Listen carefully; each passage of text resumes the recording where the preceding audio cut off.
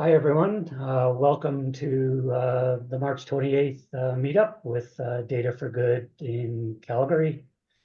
We're thrilled to have you this evening. We have some very interesting presentations on a new partner project that we're launching and presentation on data privacy and risk management. Before we get started, just give you a little bit background on Data for Good, for those that may be unfamiliar.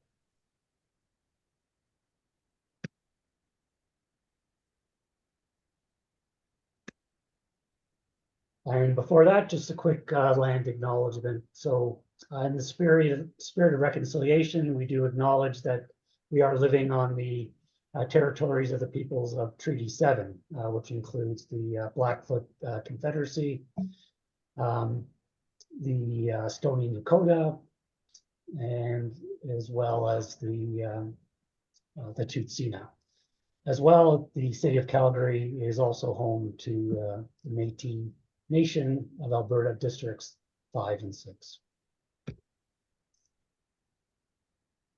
So, Data for Good, we are a group of volunteers, socially minded. We want to do good with data, using our technical skills and knowledge to help make our communities better. And we do that by partnering with nonprofit social organizations, really to help them harness the power of data and really leveraging their impact in the community.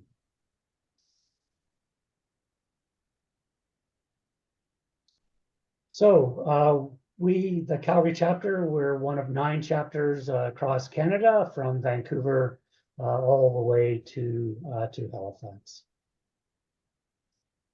And here we're started in November 2013, and we had a celebration of our 10-year anniversary just in January of this year.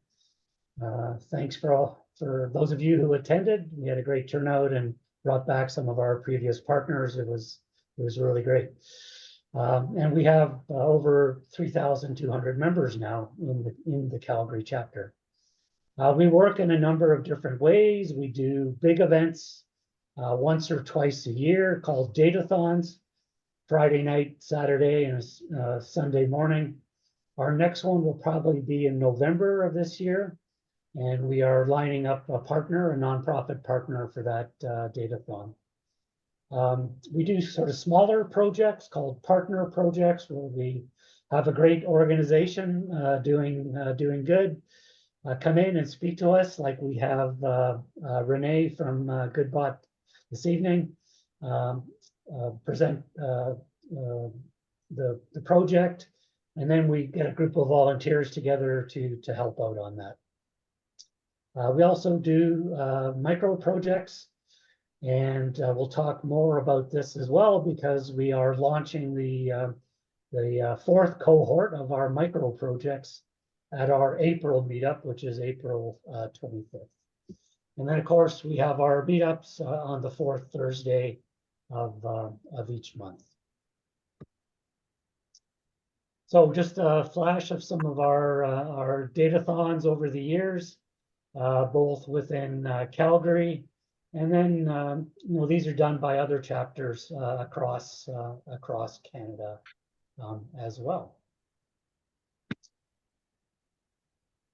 And I mentioned our micro projects. So these are kind of special projects. They are member-led, volunteer projects. So they are intended to be very short, community-led and driven. They have a social good purpose. So we want you to be thinking about some of the things that you're seeing in your community, things that either challenges that you think that there's some data that we could use to help out. You might have an organization that has some readily available data that could be brought into a micro project as well. The important thing, though, is that they're initiated and they're done by you, our members and volunteers. So we spin up teams at our April meetup, and then the pitches are done, and then we review those project ideas and form teams of totally on a volunteer basis of 2 to 7 people typically. And then we provide a Data for Good project coordinator, which helps the team work that project through. And because they're very short duration, and because we don't have time to engage deeply with an organization, we really need only use open data that's kind of readily available, or data that can be kind of made shareable very, very quickly. You can use any tools and technologies that you want, which is just fine. The only thing we stipulate is that any resulting products or apps or that sort of thing are made open source after the project is over. So why are we doing this? Why is this a really great thing for you guys to get involved with? Well, you can contribute to doing social good in your community by volunteering and pitching a project. The networking opportunities with other Data for Good members, get to meet them, their skill sets, their companies, develop your skills on, whether it's Python or Power BI or whatever, things that you're used to using, but you also see other tools that other people are using, as well as developing your non-technical skills, right? So the teamwork and leadership and project management, that sort of thing as well. And it's really great if you're, working on your resume or changing jobs or looking for a position or just to add to your current resume and portfolio. Having these types of projects is a great way of beefing that up for sure. We've had 3 previous cohorts, and I can't list them all here, but just so you get an idea, we had kind of a fun group that had some data around pet adoption. So they did some analytics and visualization around pet adoption. That was really cool.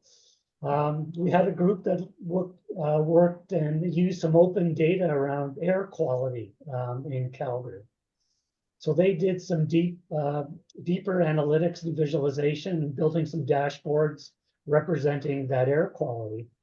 The really cool thing they did, though, is they built a Twitter feed, and it's up and running. And so with that Twitter feed, you can actually, minute by minute, get a real-time indication of the air quality in Calgary. We've had other groups looking at community data, crime, at food security, a variety of other types of projects. So put your thinking cap on, think about your passions and the things you're working on in your community. And yeah, so we're announcing it now that we're going to be moving forward. So if you have ideas, kind of sketch those out a little bit, think about it, find some data sources, and bring that forward. If you do want to bring something forward, you don't have to tell us in advance, but we would appreciate if you would tell us in advance.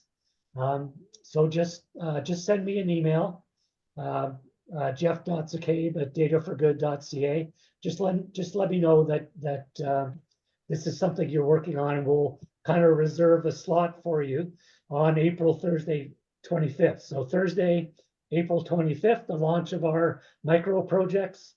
We'll have everybody who wants to pitch their idea, with about a 5-7 minute pitch to lay it out there. Then we'll break into groups. So everybody who pitched will have a table and a virtual breakout room for people to go around and to get more information, and then to kind of volunteer on that particular project. So a great way to kind of socialize around that. all of those ideas will then come back to the core team. We'll review them, and we typically select 3 or 4 micro projects to go forward with in any particular cohort, right? And we anticipate, launching them, the actual project, after doing some of the admin work around the middle of May, and they would run until the middle of June or so, approximately. And then we would plan to have these projects presented at our June meetup. So hopefully you find that exciting, and looking forward to some great ideas there. And these are some of the partner projects we've worked on recently. And we are, just as we speak, launching a new project that you heard about last month with Two-Wheel View. So I also mentioned partner projects. So we are thrilled tonight to have Renee, who's the founder and CEO of an organization, GoodBot, out of Vancouver. And I'm going to stop sharing, and Renee will be talking about an exciting partner project opportunity on the Canadian Responsible Tech Library. Thanks so much, Jeff, and thanks so much for having me here today. It's really a pleasure to be with you all. I'll just start out by sharing my screen. I don't think oh yeah, here we go. Okay. All right, there we go. All right. Everybody see my screen? Yeah, if you can go full screen. Great, wonderful.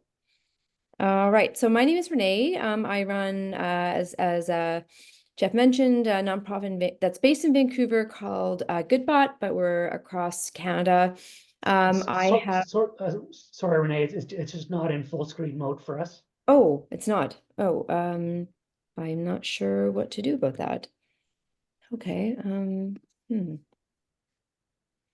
You could just go slideshow at the top of your screen. And yeah, I did that though. It's let me see, presenter view. Is that better? Yeah, that's great. Okay. Okay. All right. Wait. Sorry, why don't you just sort of start again, just to get it. Sure. Yeah, sure. Actually, I need to go back a couple of slides, actually. Oh, shoot. Okay, great.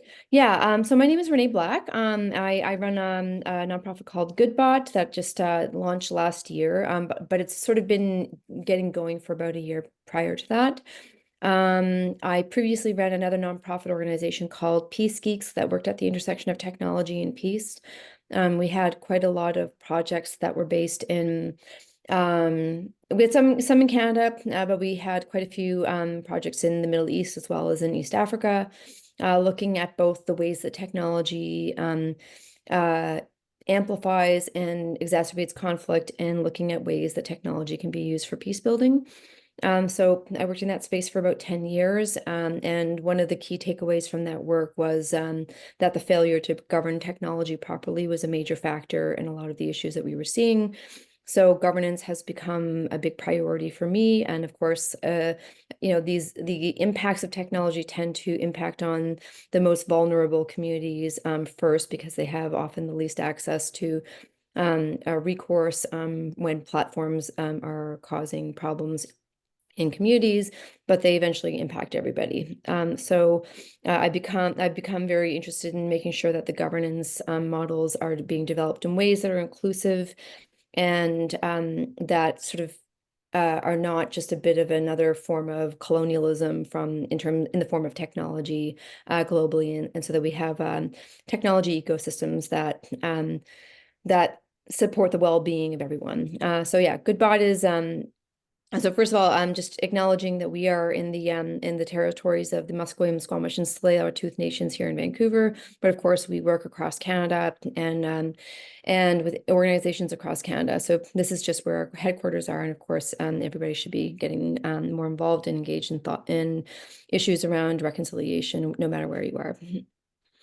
So our vision is to continuously strengthen the integrity of online platforms and decision-making ecosystems through inclusive governance and by aligning technology development with societal well-being and democratic resilience. And so there's a number of different ways that we were trying to think through how do we get people more involved in the governance of technology at the Canadian level and also globally.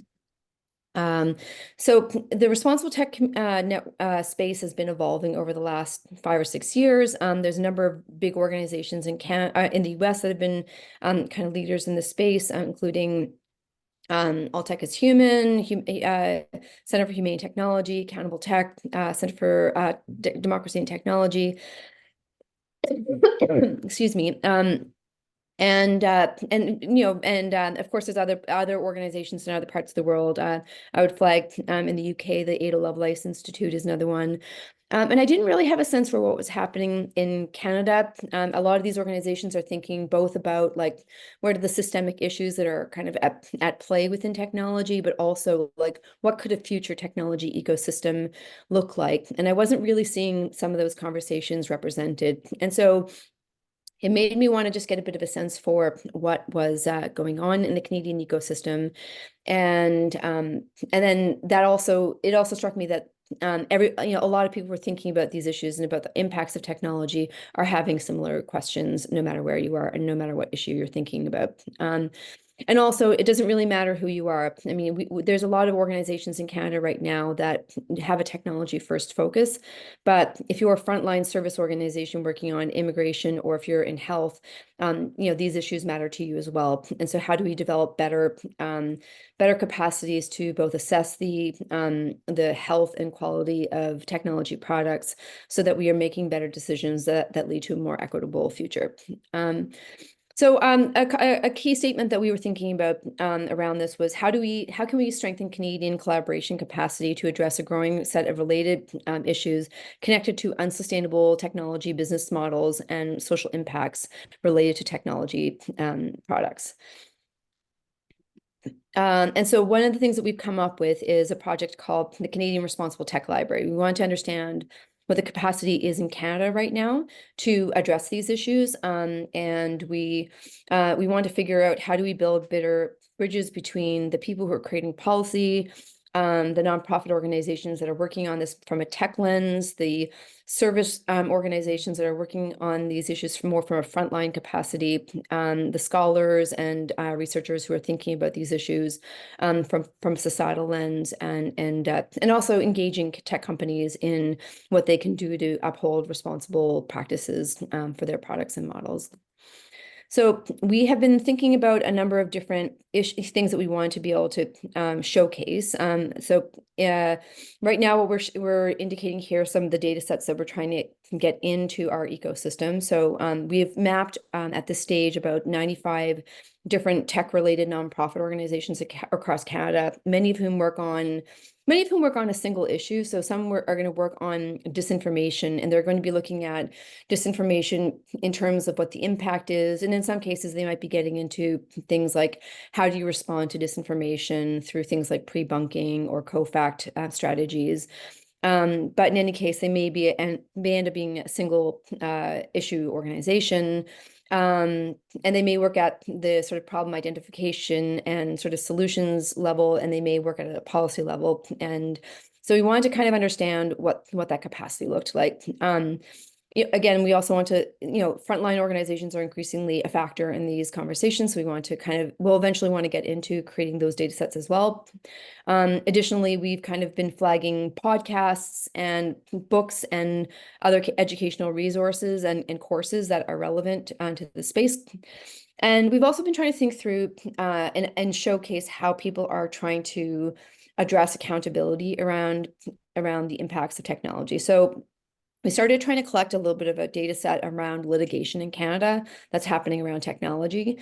And then one of the things we were seeing was that there was quite a lot of big tech litigation starting to make the news in the US and in the UK and in the EU. And we just weren't seeing those cases showing up in the Canadian legal ecosystem. And so we were trying to get a bit of a handle on why, and we still don't have a good answer on that, although we have some theories around that. But we wanted to start collecting the kinds of cases that are emerging at a more international level and compare that to the kind of tech litigation that's happening in Canada as a way to understand where accountability is and is not happening. And we're also looking at the investigation side. So primarily at the moment at the Office of the Privacy Commissioner, but we'll also be getting into provincial privacy commissioners and ombudsman's offices, as well as the Human Rights Commission at some stage. And eventually, we're going to also start trying to create data sets around international investigations. So once again, there's cases that are starting to come up from the FTC in the US and from the EU's kind of antitrust office. Those are the two areas that have been the most active, but there's also privacy-related issues and issues around copyright resulting from generative AI. So these are some of the data sets that we've been looking at, or we're actually been trying to create a framework on social impacts and risks. And so we've ended up kind of flagging 6 kind of key areas. Extractive and harmful business models and products, and then toxic, addictive online ecosystems, technology-enabled inequality, ineffective oversight and governance, and then online crimes and criminal actors. And then the last one is under-resourced public interest institutions. So that includes nonprofit and educational organizations.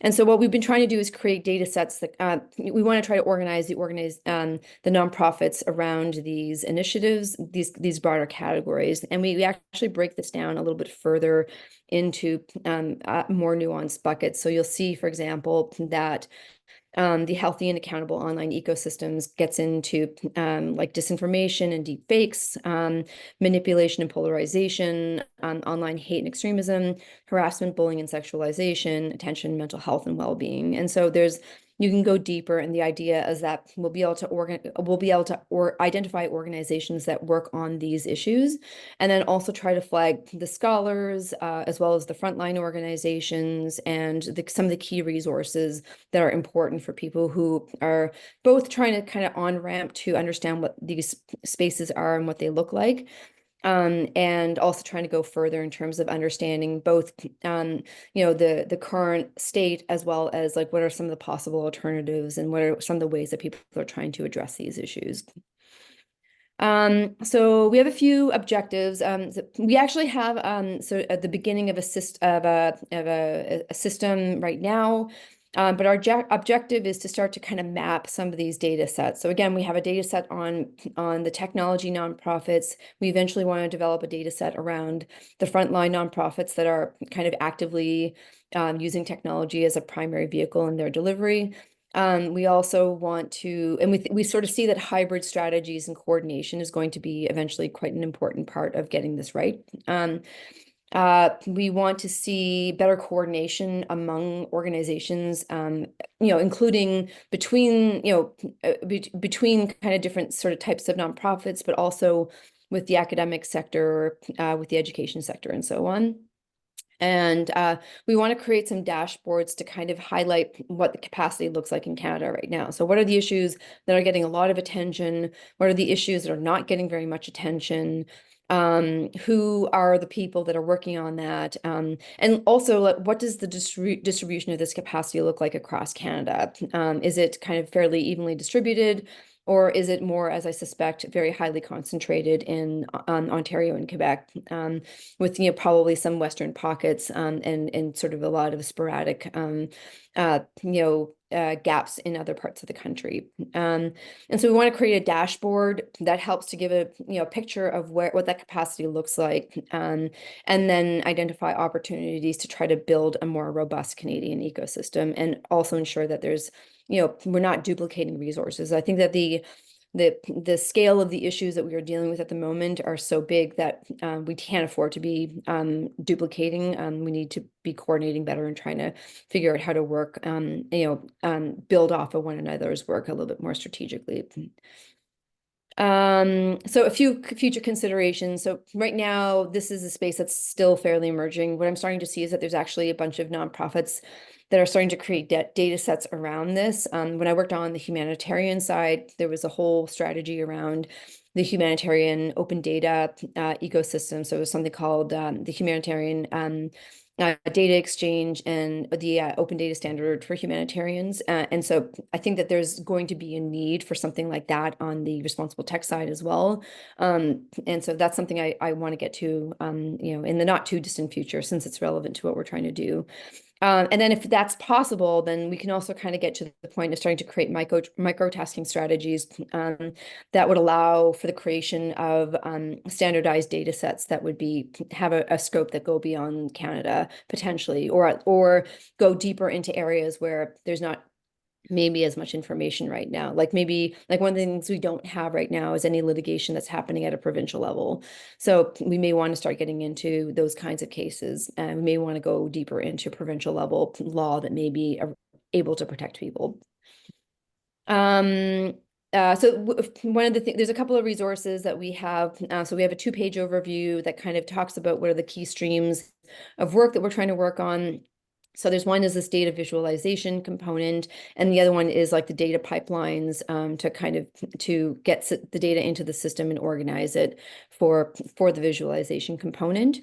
So recruiting for both of those, as well as, and I'm not sure if this is so much relevant to this group, but we're also trying to improve the user experience of the platform that we're building. Right now, it's kind of just a directory front end, which is fine, but we need something a little bit more robust, so people know why they're there and what the value is of the information they're seeing to them.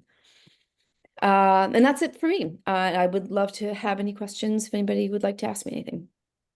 Yeah, I think we're just considering timing. Maybe we'll just sort of skip the questions right now. If you have well, if you are interested in volunteering for this partner project, then send me an email to jeff.zacabe@dataforgood.ca, and we will send along the background information to you. We'll be putting it out there to other members of Data for Good as well, building a bit of a team, and then reconnecting back with Renee. So Great. with that, Renee, thanks so much for being here. Really exciting project, and yeah, we'll get back to you as soon as we can. Wonderful. Thanks so much for having me here today. Sure.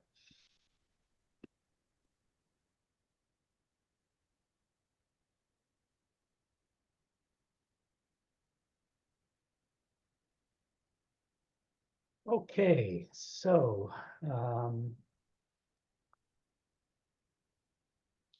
thanks for that, Renee. And now we're into the main part of our presentation, and we're really excited to have Awad Loubani here with us this evening.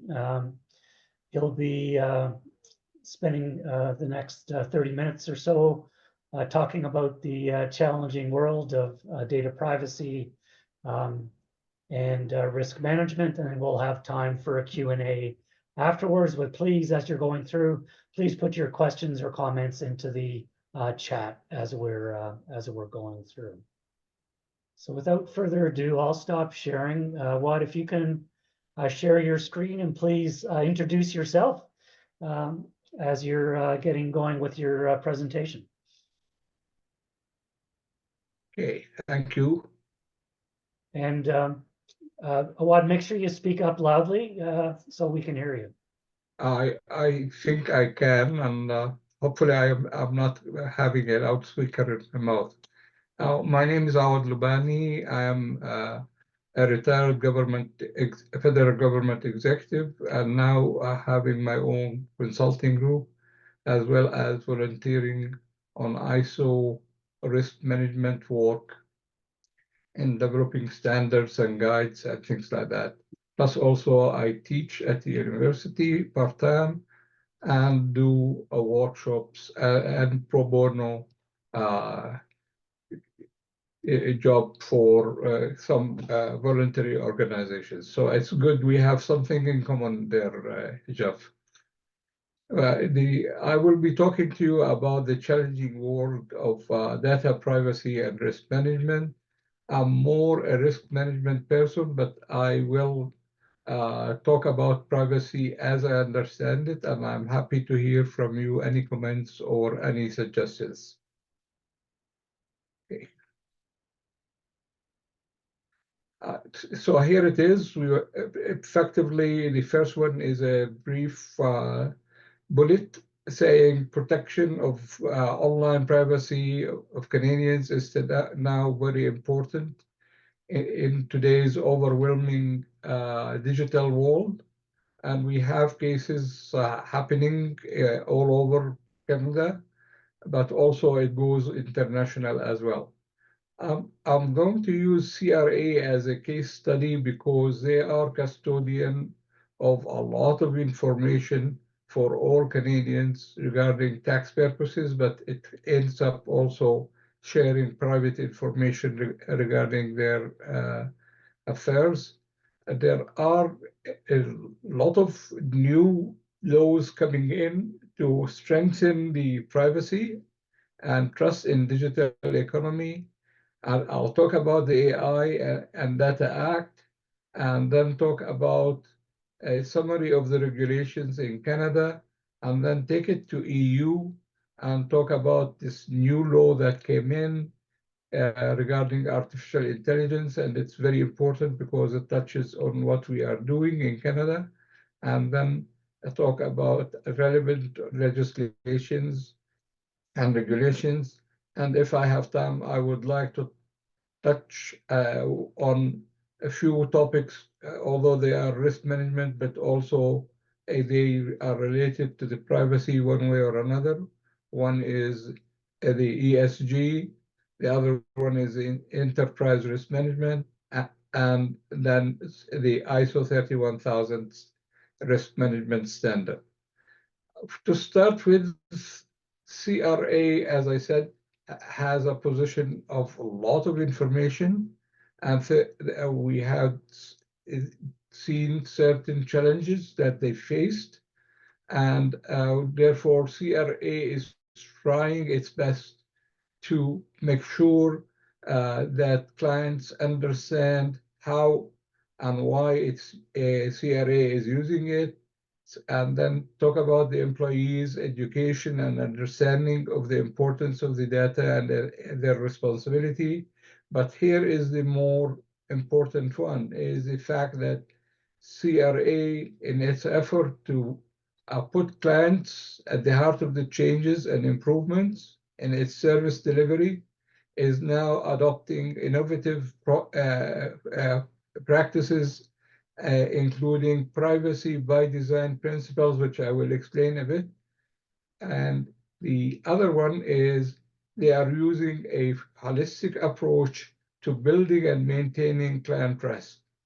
And then we end up with certain legislative obligations and leading privacy practices based on ethical standards as well. So it's really a case of dealing with all these things. And for people who are more from data, to me, I look at data as sources of information that helps an organization to manage its key risks in order to make the right or appropriate decisions for them to protect and preserve their value proposition. Now, here is the CRA. They are saying that they try to have privacy protective measures in place in all the relationships, and this facilitates appropriate handling of the protection of personal information. For example, of their key capabilities is the interagency data sharing, provincial, territorial, and federal information sharing, treaties with international jurisdictions. Definitely, they have lots of third-party service providers and partners, management of the privacy complaints and inquiries. Here now we talk more about open source data and de-identification of data And the last one is sharing with authorized third parties. And all that information brings a lot of responsibility, but more important, expectation of Canadians, especially taxpayers, that CRA is doing the right thing to protect their personal information. Now, there is a statement, mission statement, that CRA is committed to managing existing and emerging data risks. And I highlight the emerging, and then to monitor and respond to any issues regarding compliance. And these capabilities, you can see data information and record management, privacy impacts assessment, again tied to risk management, and personal information banks, privacy audits, compliance and reviews, and tools and measurements. Here is one: consent when required. CRA seeks consent at the point of collection of personal information. There have been cases where they failed, and how they deal with it. Policy instruments regarding privacy, processes, protocols, and guidance. So they are trying all these different capabilities to manage risk. And of course, nowadays we live and die with analytics and ethics for the AI. And AI, we all know it's a risk, but it's also an opportunity for everybody, including the organizations like CRA. Now, here are new laws that came in to benefit Canadians from rules around the use of personal information. One is the digital technology to connect with our loved ones, work, and it allow innovation. The second one is the Digital Charter Implementation Act, which strengthens Canada's private sector privacy laws, creates new rules for responsible development and use of our AI, and that's important nowadays, and continue advancing and implementing Canada's digital charter, which I'll touch on it briefly, given the time. But the Act has three proposed acts as well, or sub-acts: Consumer Privacy Protection Act, Personal Information and Data Protection Tribunal Act, and AI and Data Act. So you can see now we have a flood of these acts, and we need to weave through and make sure that they work. And when they don't work, address any non-compliance issues or gaps in them. Now, the most important is for CRA and for everybody, and the Act emphasizes, is strengthen trust in the development and deployment of for their systems. Now, there is this high impact AI assist systems that needs to be, they need to ensure are developed and deployed in a way that identifies, assesses, and mitigates the risks of harm and bias. Here, I'm sorry, I'm going word by word because it's Act, and I have to be fair to what it says. Establishing an AI and Data Commissioner that supports the Minister of Innovation and Science and Technology Industry. And the purpose is to monitor companies' compliance, ordering third-party audits, sharing information with other regulators, and enforcement where necessary. outlining clear criminal prohibitions and penalties for use of data obtained in unlawful manner through AI, where the reckless deployment of AI poses serious harm, and where there is fraudulent intent to cause substantial economic loss through its deployment. And that is more especially for the system development organizations that support the whole world.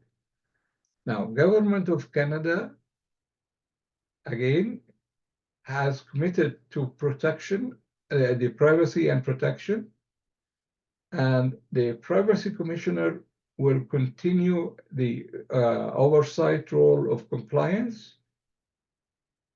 The Minister of Innovation, also supported by this AI Data Commissioner, will be doing the oversight of the Artificial Intelligence and Data Act to ensure standards for international trade is done in AI systems, and that the AI systems are aligned with international standards to support market access for Canadian businesses. Equally, as much as the Government of Canada is doing the work, the provinces are doing their work. Alberta, British Columbia, and Quebec have enacted comprehensive private sector legislations. For example, in Alberta and British Columbia, we have the Personal Information Protection Act, and there is an act in Quebec respecting the privacy of personal information in private sector.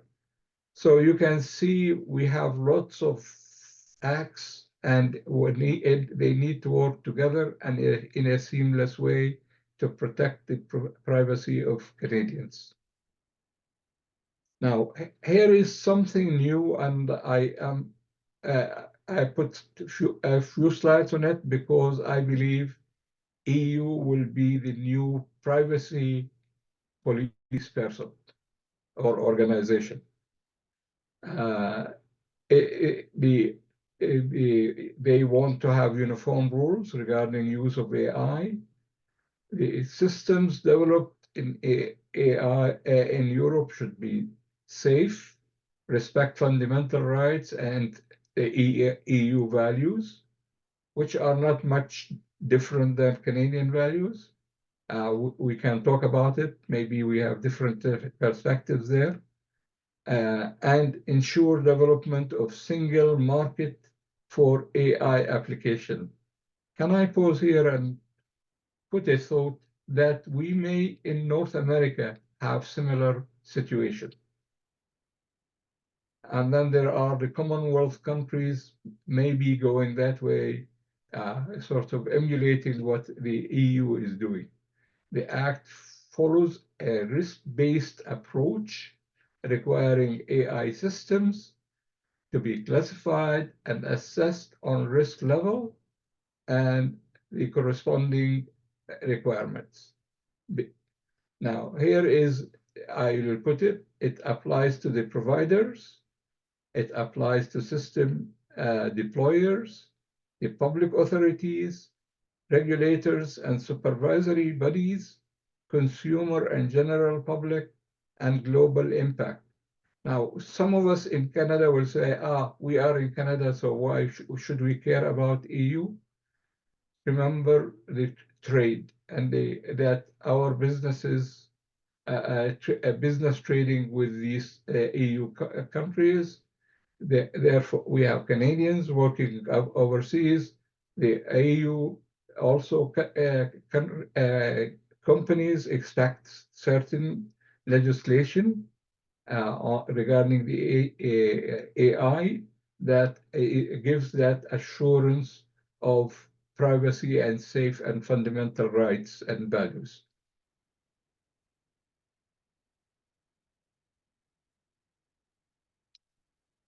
How will this EU Act impact have on the organizations, the AI Act, compliance with risk-based regulations. That's the first thing, and that will mean adhering to regulations based on risk classification of the AI systems, ensuring data governance, managing that by managing data source and AI systems consistently across the organization, respecting privacy and fundamental rights of individuals.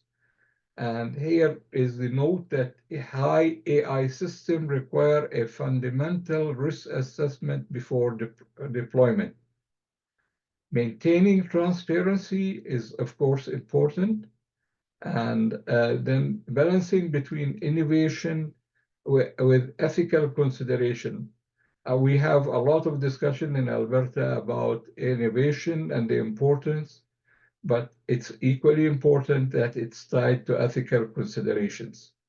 Maintaining a risk management system to assess and manage risk associated with AI deployment, and then keep up with rapid technological changes where the only constant nowadays is the change.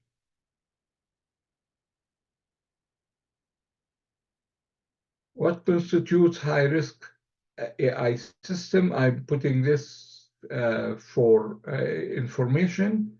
It are those that pose significant risk to health and safety or fundamental rights and freedom. They include systems used in critical infrastructure, education, employment, essential private sector services, law enforcement, migration, and administration of justice. You can see how wide is the application. And then the high-risk systems requiring strict compliance with mandatory requirements before being placed on the market or put in service. What are the requirements to be classified high risk? First, there should be adequate risk assessment and mitigation.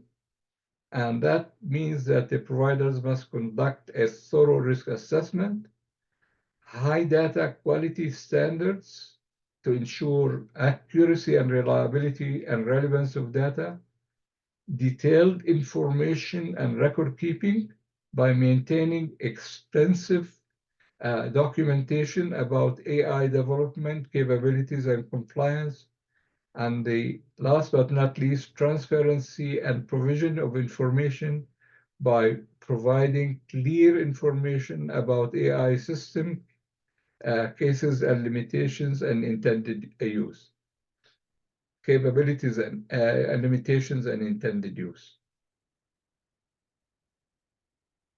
5 things to know about the, the EU new act. The act is important, binding on transparency and ethics. AI companies still have some wiggle room, but here is the second sub-bullet. The compromise lawmakers found was to apply stricter set of rules to only most powerful AI models. And then the EU will become, as I said, the world premier AI police organization. And through it in North America as well as EU, national security always wins. So wherever there is a national security, it is a trump card. Sorry. And the last, although it may take weeks to finalize the bill, but it is almost coming. So the organizations have to be ready for its application. What is needed for organizations? Upskill the teams.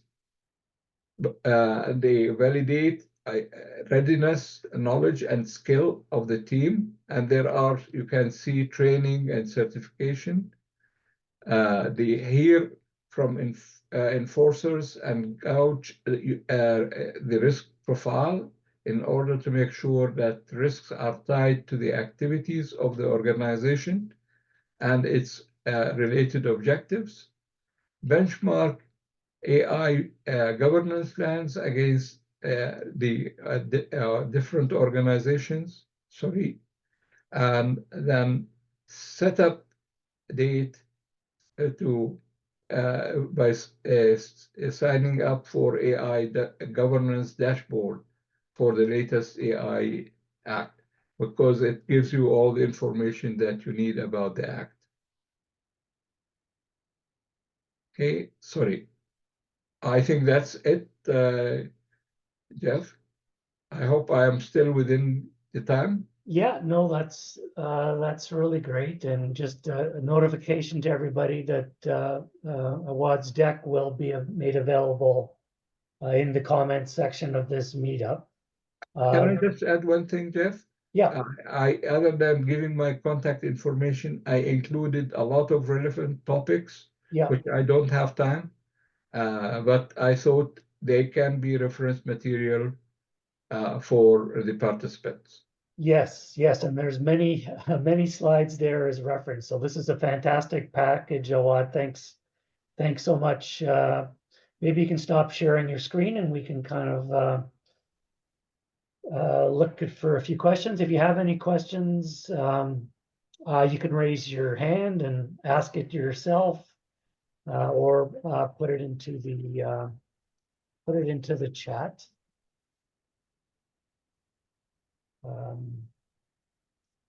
Corinne, did you see any questions in there? Yeah, we had a question from Michael Lee.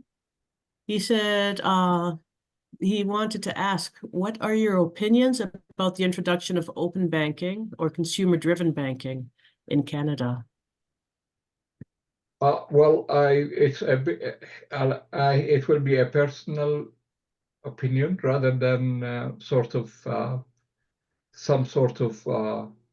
because I do work with other organizations, and I think that there is a lot of risk involved, and I feel that there should have been more preparation to get the system and processes up and running in the right way. Remember, I always tie it back. Any activity should be tied to the objectives of the organization, and then the objectives of that activity should be aligned with that objectives of the organization, while managing the risks in order to make the right decisions. Shortcutting the process may end up creating more risks, and therefore decisions not necessarily well thought through. This is a personal opinion. I will say that.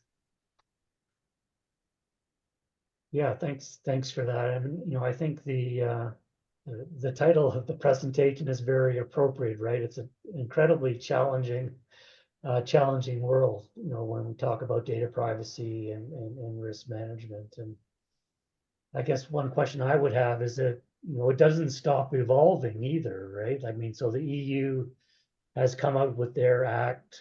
Canada's working on it. It's not quite ready yet, I think, from the Canadian perspective, but the reality is as soon as those acts come out, they're kind of out of date, right? Because the technology has continued to evolve and emerge. Yes, So can you give us some hope, or how does an organization or individual keep up with? Well, this is why I on purpose I use CRA. Yeah, we as a small organization you cannot do everything, but it's important to start thinking beyond data and thinking beyond system for sake of managing data if they are not aligned with the objectives of the organization, the Canadian market needs, and now the international market, the dictates of the international market. We are no more free to say EU legislation will not apply to a Canadian company working in EU. Also, my prediction is we will see more within North America. The legislations coming together, it sort of agree on the minimum needed, but still it will be more than what's in Canada now. CRA, I think they are forward thinking, and you could see how they did their capability assignment. I think a small organization should start thinking, how can they manage this challenge without necessarily shortcutting the process and without sort of compromising because of cost. You know, it's not cost, because if it happens, it will be big for an organization. Yeah. You know, I put one slide about what happened with Calgary Police Service, where they were investigating sort of suspicious activities in a drugstore and alcohol store, and basically it ended up the system administrator giving the IP address at the request of the police without any court order or judicial review. And it went as high up as the Supreme Court of Canada. And the Supreme Court said, you are wrong, to the system administrator. You cannot do it, even though the police asked for it, because privacy of Canadians is of utmost importance. It trumps everything else. So the police should have followed the judicial process of seeking authority for that IP address. Yeah. And they said IP address is critical for that organization. Interesting. Any other questions or comments at this point? Peter had a few comments. Do you want to come online, Peter, or I can refer people to the chat? I know Peter. I call him. I'm his shadow, or he is my shadow. We joke about each other. He works with me together with me on risk management, but he is very smart and pointed in his questions. So let him speak rather than only put it in the chat. Peter, sorry to put you on the spot. Sorry, Awad, you know me. Two things about me. I overshare and I have OCD, but that aside, I made a comment more for this community if they're interested in terms of the Standards Council of Canada. They're doing some really cool stuff in standards development, and I realize that's probably an oxymoron, but anyway, specifically though, in artificial intelligence, Canada is one of the world leaders in the standards, and particularly in the data science side. And they're just doing some fun stuff. I put a few links there. If you're interested, you may want to have a look and see what's happening. If you're working on the standards, you get access to the standards, but also you get access to the international community of all these subject matter experts. So, for example, Awad and I have the privilege working with TC262 risk management, of working with, you know, really neat, cool people who are subject matter experts in risk management internationally, and just get to share ideas and perspectives within different, you know, cultures and languages and communities and industries, you know, to get those insights. But in terms of artificial intelligence, if there's interest, I left you some links, so it might be a fun opportunity for some members. Thank you for that. Thank you so much. Yeah, that's really super. Well, we're sort of past the hour here. I think we'll sort of wrap it up. I mean, Awad, it's a lot of really great material that you've presented to us. We'll kind of dig into it. We'll have the resources in the deck to review. Yeah, and that's and the course you teach, is that at University of Calgary? No, it's Ottawa U. It's I retired, so my wife is threatening me.